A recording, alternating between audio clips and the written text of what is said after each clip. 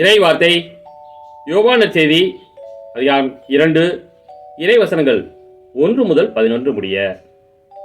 அக்காலத்தில் 3ஆம் நாள் கலிலேயாவில் உள்ள கானாவில் திருமணம் ஒன்று நடைபெற்றது. இயேசுவின் தாயும் அங்கு இருந்தார்.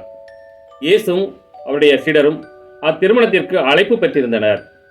திருமண விழாவில் திராட்சரசம் தீர்ந்து போகவே இயேசுவின் தாய் அவரை நோக்கி, திராட்சரசம் தீர்ந்து விட்டது என்றார். இயேசு அவரிடம், அம்மா, அதை பற்றி நாம் என்ன செய்ய முடியும்? எனது நேரம் இன்னும் வரவில்லையே என்றார். இயேசுவின் தாய் பணியாளரிடம், அவர் உங்களுக்கு சொல்வதையெல்லாம் செய்யுங்கள் என்றார். யூதரின் தூய்மைச் சடங்குகளுக்கு தேவையான 6 கல்தொட்டிகள் அங்கே இருந்தன. அவை ஒவ்வொன்றும் 2-3 குடம் தண்ணீர் கொள்ளும். இயேசு அவரிடம், இத்தொட்டிகளில் தண்ணீரை நிரப்புங்கள் என்று கூறினார். அவர்கள் அவற்றை விளிம்பு வரை நிரப்பினார்கள்.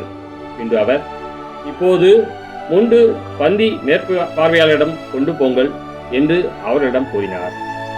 அவர்களும் அவ்வாறே செய்தார்கள். பந்தி மேற்பார்வையாளர் திராட்சை ரசமாய் மாறியிருந்த தண்ணீரை சுவைத்தார். அந்த ரசம் எங்கிருந்து வந்தது என்று அவருக்கு தெரியவில்லை. தண்ணீர் மொண்டு வந்த பணியாளருக்கே தெரிந்திருந்தது. ஆகையால் பந்தி மேற்பார்வையாளர் மணமகனை கூப்பிட்டு, எல்லாரும் நல்ல திராட்சரசத்தை முதலில் பரிமாறுவர்.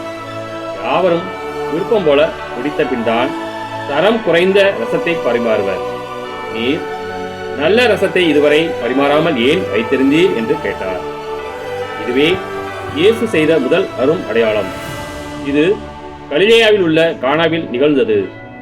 இதன் வழியாக அவர் தம் மாட்சியை வெளிப்படுத்தினார். அவருடைய சீடரும் அவரிடம் நம்பிக்கை கொண்டனர். கிறிஸ்துவின் நற்செய்தி.